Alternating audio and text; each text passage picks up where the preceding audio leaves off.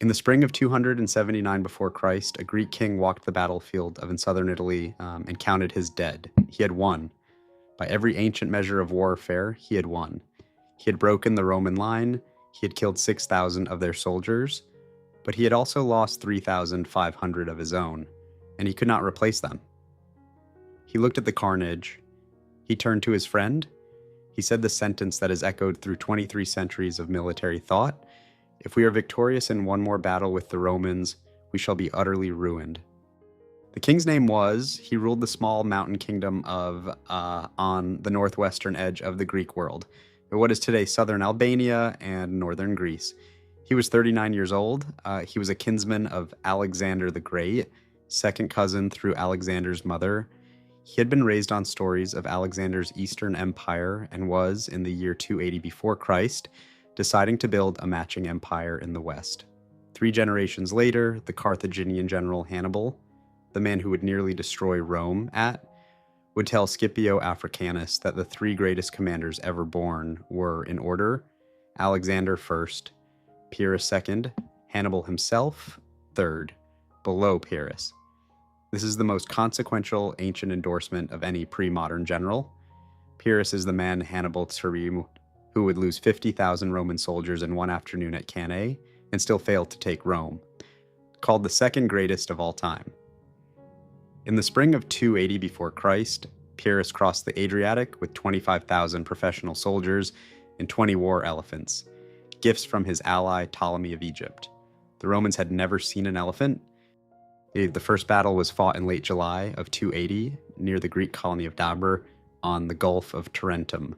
The Roman consul Publius Valerius brought roughly 35,000 Roman and allied troops. Pyrrhus had perhaps 30,000. The 2 infantry lines engaged for hours, neither breaking the other. Then Pyrrhus ordered the elephants forward. The Romans had no doctrine for elephants. They had no training for elephants. Their cavalry horses smelled them and panicked before they were even visible. Their infantry watched, for the first time in Roman history, large gray animals the size of a townhouse advancing on them in formation. The Roman line broke. Roman casualties: about 7,000 killed, 2,000 captured. Pyrrhic casualties: 4,000 killed. By every classical convention, a clear Pyrrhic victory in the literal sense. Pyrrhus held the field. The enemy had fled. He walked the Roman dead, arrayed in their formation, where they had fallen with their wounds in front, and reportedly said something that has been quoted ever since: "With such soldiers, even I could rule the world."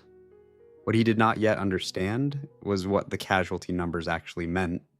Roman dead could be replaced from Italian peasant villages in months. Pyrrhic dead, every one of them a trained Macedonian tradition veteran shipped across the Adriatic, could not be replaced at all. He was bleeding men he could not replace in exchange for victories that did not finish the war.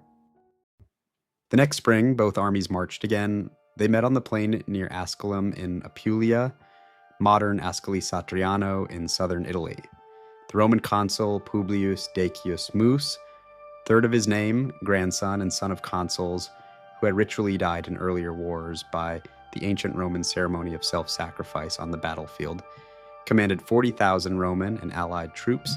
Pyrrhus had roughly the same, 40,000 of his men, including the 20 elephants, and the men who had survived Heraclea. The first day was inconclusive. The terrain favored the Romans. The elephants could not deploy. On the second day, Pyrrhus seized the flat ground and pushed his elephants forward. The Roman line broke a second time. Casualties, recorded by the Greek historian of Cardia, who served Pyrrhus's grandson, preserved a generation later in Plutarch's Life of Pyrrhus.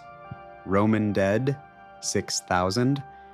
Pyrrhic dead, 3,505. Counted precisely in Pyrrhus's own military memoir. Among those 3,500 were most of Pyrrhus's senior commanders, his closest personal friends, and a large fraction of the Macedonian veteran corps he had brought from Epirus. A friend approached him to congratulate him on the victory. Plutarch records, verbatim, what he said: "If we are victorious in one more battle with the Romans, we shall be utterly ruined." Plutarch then explains in his own voice what Pyrrhus had realized. For he had lost a great part of the forces he had brought with him, and almost all his friends and his commanders. There were no others he could summon. He saw that his allies in Italy were becoming indifferent. He had also lost 8 of his 20 war elephants at Asculum. The elephants, his strategic shock weapon, could only be replaced from Egypt, where his supply of them had already been exhausted. He had won the battle. He was losing the war. This episode is brought to you by a strategy toolkit collection, the frameworks that explain how empires win the wars they keep losing, the asymmetric attritional doctrines, the willingness to bleed calculus, the cases from Pyrrhus through Cannae to the 20th century world wars, where one side discovered something the other side could not match. If you want the unedited toolkit, the cases, the doctrines, the calculus that every serious military thinker has had to engage with since 279 before Christ, the link is in the description. Now, back to Pyrrhus. Yasher. After Asculum, Pyrrhus did what any Greek general would have done after winning 2 pitched battles. He offered peace. He sent his trusted advisor and friend of Thessaly, a brilliant rhetorician, student of the Athenian orator Demosthenes, the most skilled diplomat in Pyrrhus's court, to Rome. Cineas presented the Roman Senate with terms a Greek city-state would have considered generous after losing 2 pitched battles. Rome would recognize the freedom of the Greek cities of southern Italy. Rome would withdraw from Samnium, Lucania, and Bruttium, the southern third of the Italian peninsula. In exchange, a permanent alliance. Cineas was famous for his charm. Plutarch tells us he went house to house in the days that followed, bringing gifts to senators, persuading individually. Several senators, exhausted by the war, were reportedly inclined to accept. Then an old man was carried into the Senate chamber on a litter. His name was Appius Claudius the Blind. He was, by some accounts, in his 80s. He had been censor of Rome decades earlier, the man who built the first Roman highway, the Appian Way, the road Cineas had just traveled on. He had been blind for years. He had not attended the Senate for years. He delivered the speech that determined what kind of state Rome would become. The speech itself is lost. What survives, preserved in fragments in Cicero and in Plutarch, is its single load-bearing argument. Rome does not negotiate while a foreign army stands on Italian soil. That sentence is one of the most consequential things any human being has ever said, not because of its eloquence.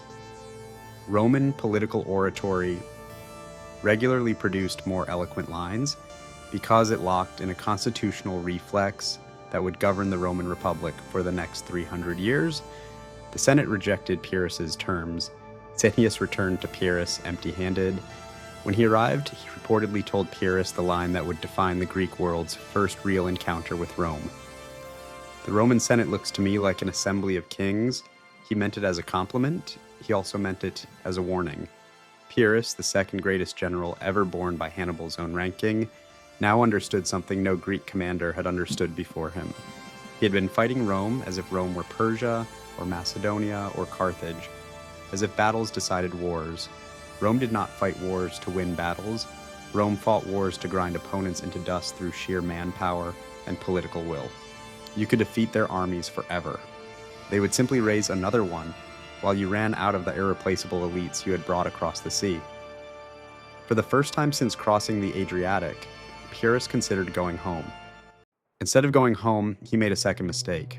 The Greek cities of Sicily, under Carthaginian pressure on their western edge, invited him to come fight Carthage.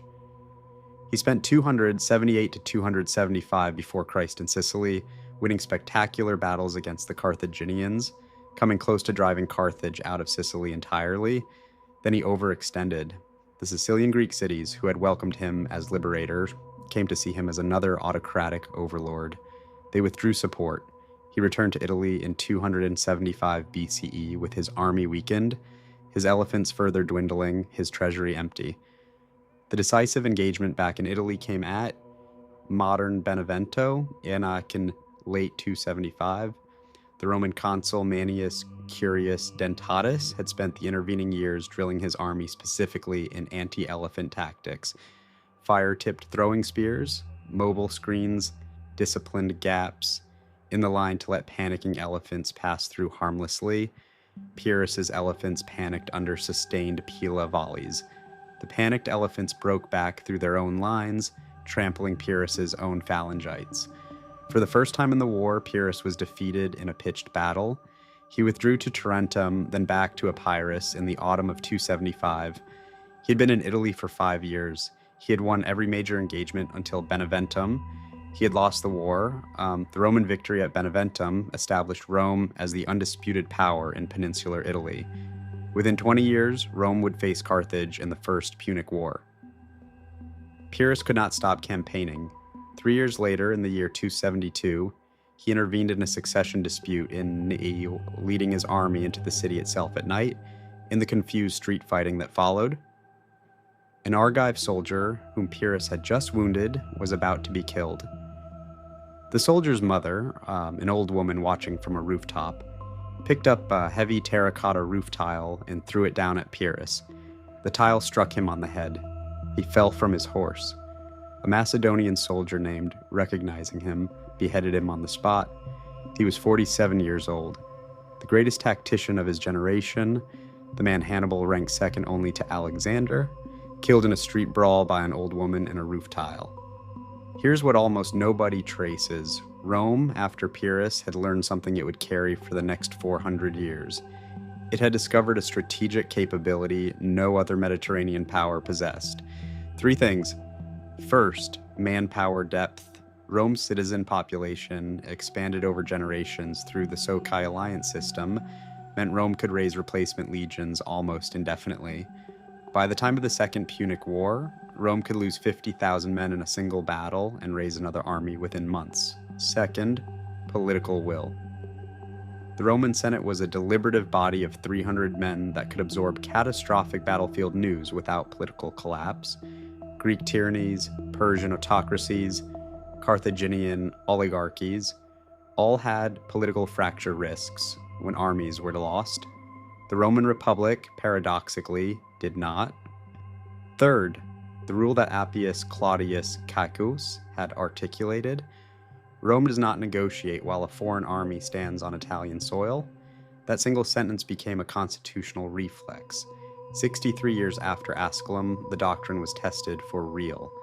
In 216 before Christ, at the village of Cani on the Adriatic coast of Apulia, not far from where Pyrrhus had won at Asculum 63 years earlier, Hannibal of Carthage destroyed a Roman army in the deadliest single-day battlefield defeat any Western state has ever suffered. Modern estimates, 50 to 70,000 Roman dead in a single afternoon. To put that in modern context, Cani killed more soldiers in one day than the United States lost in 12 years in Vietnam, than the United Kingdom lost on the first day of the Somme. In one afternoon, Hannibal stood at the edge of the battlefield and sent envoys to Rome to negotiate peace. He had, by every conceivable Greek and Carthaginian convention of warfare, won the war. The Roman Senate refused to receive Hannibal's envoys. The Senate declared public mourning for 30 days only, then explicitly forbade further visible mourning, on the grounds that Rome must continue its business. New legions were raised. 16 years later, Africanus defeated Hannibal in 202 BCE. Rome won the war Hannibal had statistically already won. Cani is the second proof of the doctrine Pyrrhus had discovered 70 years earlier. Rome lost battles constantly. Rome never lost wars. The asymmetry was the entire formula, and the formula did not stay Roman. In 1812, Napoleon invaded Russia with 500,000 men. He won the field at Borodino, one of the bloodiest battles in history. He took Moscow. The Russians burned the city rather than surrender. By the time the Grande Armée recrossed the Niemen River, it had been reduced to about 30,000 survivors. Russia accepted catastrophic losses. Napoleon could not absorb his. In 1941 to 1945, the Soviet Union absorbed military losses estimated at 8.7 million soldiers, plus 17 million civilian dead, fighting Nazi Germany. No other 20th century state could have continued fighting after losses on that scale. The Soviets did. By the end of 1944, German strategic resource depletion made battlefield victory mathematically impossible. This is Pyrrhus's discovery, scaled up. The willingness to absorb battlefield catastrophe and keep coming, and more uncomfortably, the same formula has been used against the empires that thought they had inherited it. In 20th and 21st century insurgencies in Vietnam, Afghanistan, Iraq, the lesser armed side has applied the asymmetric attritional inversion, outlasting an intervening power's willingness to bleed at distance. The full analogy is contested by military historians and is not the point. The point is that the doctrine Pyrrhus discovered in 279 before Christ, that winning battles is not the same as winning wars, has never stopped applying. Here's what the Pyrrhus story is actually about. Every commander in history who has had to learn the asymmetry between battles and wars has had to engage in some form with the line Pyrrhus turned to his friend and said in 279 before Christ. One more such victory. It is the load-bearing sentence of strategic theory. Karl Vaughan, the 19th century Prussian theorist whose On War is the foundational modern text on strategy, returns to the Pyrrhic case study repeatedly. Every modern war college, from the United States Military Academy at West Point to the People's Liberation Army National Defense University in Beijing, teaches the same case for the same reason. You can win every engagement, you can still lose the war. You will lose it because the side with greater willingness to absorb battlefield losses outlasts the side that wins them. This is what every reader of military history has eventually had to absorb, and what every leader who chooses to ignore it eventually pays for. The deeper lesson, though, is not about Pyrrhus. It is about Rome. Rome did not win at Asculum. Rome lost at Asculum twice. What Rome discovered at Asculum, bearbed and locked in through Appius Claudius Caecus' speech, was a doctrine, a constitutional reflex. Do not negotiate while a foreign army is on Italian soil. Raise another army, then another, then another. That single reflex, more than any battlefield victory, is what made Rome the dominant Mediterranean power for the next 700 years. And it is what every empire that has followed Rome for 2,300 years, has tried with varying success to copy. The bronze Roman shield from Asculum is gone. It rusted into Italian soil 23 centuries ago. The town is still there. You can drive to it from Bari in 2 hours. There's a small archaeological museum. There's no monument to the battle. 3,500 Greek veterans buried where they fell are not today commemorated by anyone. The man who said the line that named Pyrrhic victory, the second greatest general ever born by Hannibal's ranking, is buried somewhere in Argos, killed by an old woman with a roof tile, never having reached 48. What remains of his 5 years in Italy is one sentence in Plutarch, and a concept in every major language that has been spoken since. What remains of the doctrine Rome learned from him is the operating system every major military power on Earth still works inside. History remembers what power forgets.